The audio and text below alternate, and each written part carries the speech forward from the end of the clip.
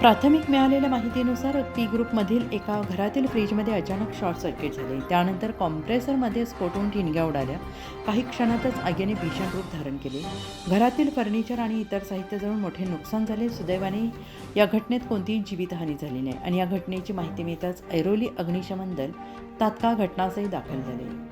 सहाय्यक केंद्र अधिकारी संदेश चन्ने, अग्निशमन प्रणिता नवनाथ गरुड, समीर परब आणि फायरमॅन यांच्या पथकाने तत्परतेनं कारवाई करत आगीवर नियंत्रण मिळवले. प्राथमिक तपासात शॉर्ट सर्किट हे आगीचं कारण असल्याचं समोर आले. स्थानिक नागरिकांनी विजेच्या उपकरणांची नियमित तपासणी करावी, निकृष्ट दर्जाच्या वायरिंगचा वापर टाळावा आणि जुन्या उपकरणांची वेळोवेळी देखभाल करावी असे आवाहन केले आहे. आणि या घटनेमुळे सेक्टर 4 परिसरातील रहिवाशांमध्ये भीतीचं वातावरण निर्माण झालं असून सुरक्षिततेबाबत अधिक सतर्कता बाळगण्याची गरज व्यक्त केली जाते आहे.